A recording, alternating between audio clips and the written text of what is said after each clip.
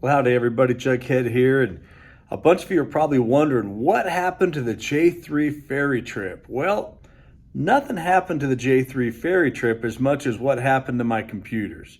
I lost a computer hard drive, and backups that I thought I had were not what they were supposed to be. Let's put it that way. So I lost a bunch of video, and I am slowly getting back to where I can now work on getting this third part video out. We're on a layover in Albuquerque, New Mexico. It is windy and sandstormy kind of day. Visibilities are back above 10, but we were down to a mile vis in sand this morning. So let's get this video out for you all. Appreciate everyone's patience. I think you'll find that it's worth waiting. Well, good morning, everybody. It is Tuesday. Beautiful morning here again, just like yesterday, except I hope it's not just like yesterday at all. Obviously we got 99 Hotel back up and running good. So should be airborne by 7:05. Sun's not quite up.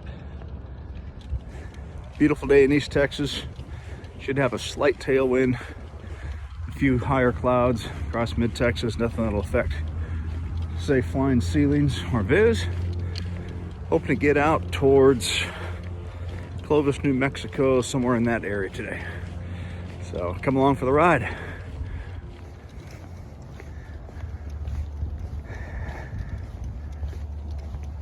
All right, girl, you ready to do it today? You feeling it?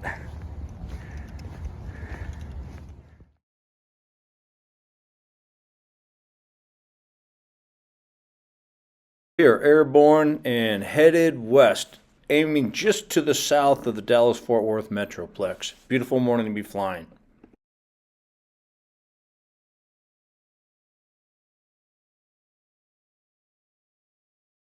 To catch a good tailwind early in the morning, and then came across this really old cemetery and church. All the stories that you could find out about down there. I don't know who sold a bunch of oil men on solar panels, but man, I have never seen so many solar arrays of just the field type as I do going across Texas.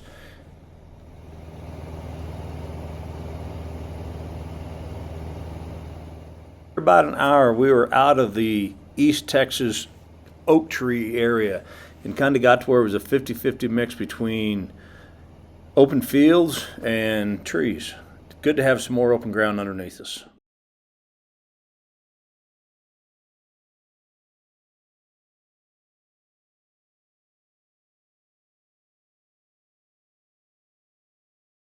Boathouse at this place was bigger and nicer than most people live in. Only in Texas, baby.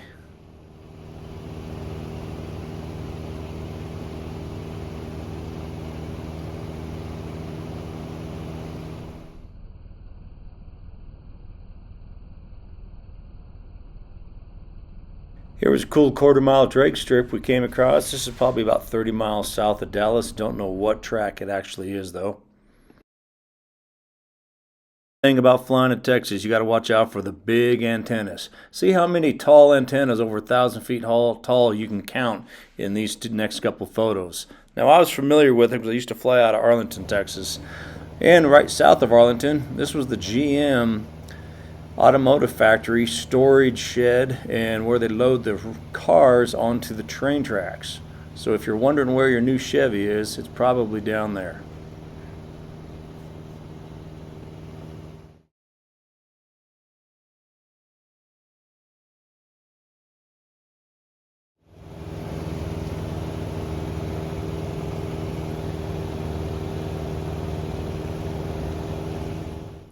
So this was some sort of tactical training center. You can see the various buildings built out of connexes, whether it was military or police or federal service, I don't know.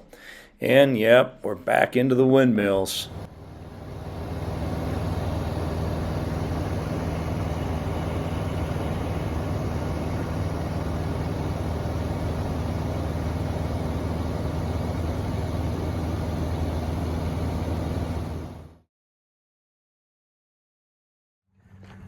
Well, we made it to Graham, Texas, 3 hours, fueled up. Met a guy that used to live in Yakima, worked for Cup Crafters. Didn't realize it, but Steve Pierce's place is right here, so let's go see if we can find him. Steve from the National Stoll Series competitions, and there's nobody that's better at rebuilding cubs, knows more about those Lycomings and cubs. If you got questions, you need some work done, his daughter is an expert at fabric. A new generation of old school skill.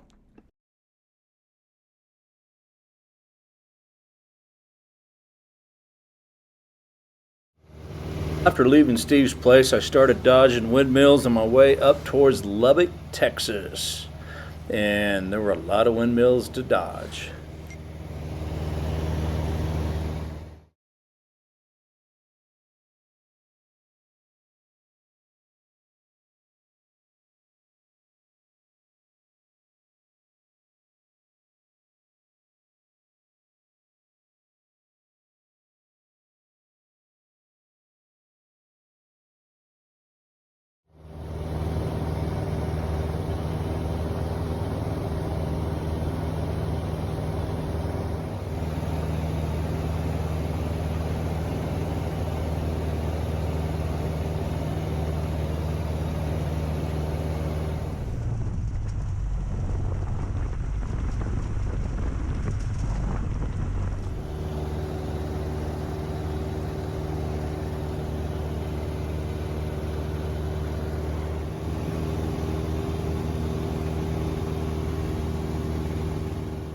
Well, West Texas is known for its cotton.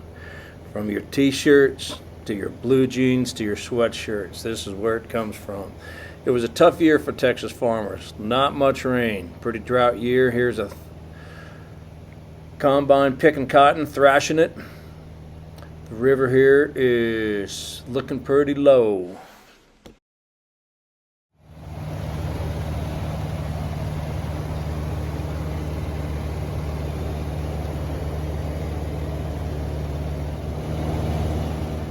There's some interesting geography out to the east of Lubbock area. Of course, Texas is big enough, it has a little bit of everything.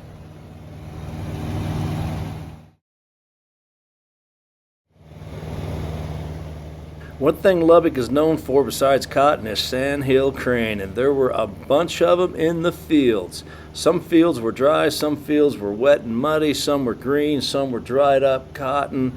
I'm not sure what they like for habitat food, but they were everywhere. Made me wish I was down here on a sandhill crane hunt. They say they taste like beef. Lots more cotton out here. It's starting to look just a little bit better with the moisture and the overall yield.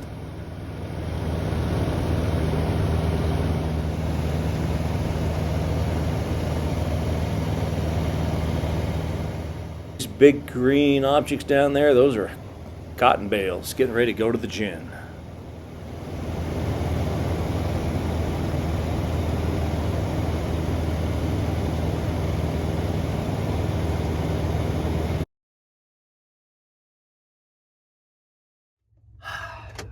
Well, we are in a field halfway between Lubbock and Clovis, New Mexico. It was starting to descent down from about 5,500 feet, and I lost oil pressure. It went to zero. Did a quick descending 270 turn, pointed it into the wind, landed out on this field. Let's get out and see what's gonna be going on.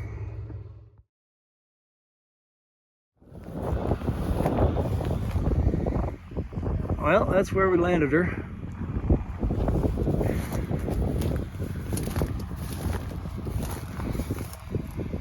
I don't see any leaks.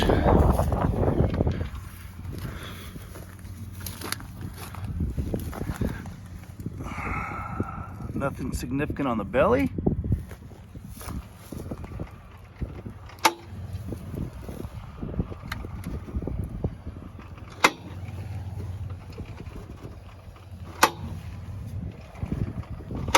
Everything seems normal there.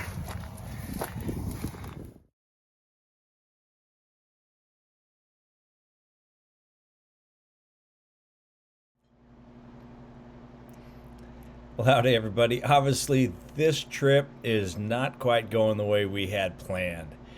I did have video initially of me landing in that field, and when this computer crashed, we lost that video and no longer had it on my camera. So, but a cub landing into a 20-knot headwind, let's just say it was pretty uneventful. Of course, I land several hundred times a year off field, and so very comfortable with what the options were for me down there.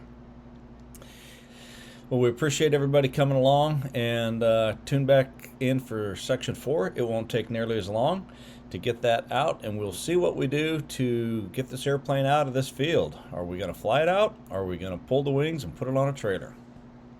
Thanks. Jughead's out.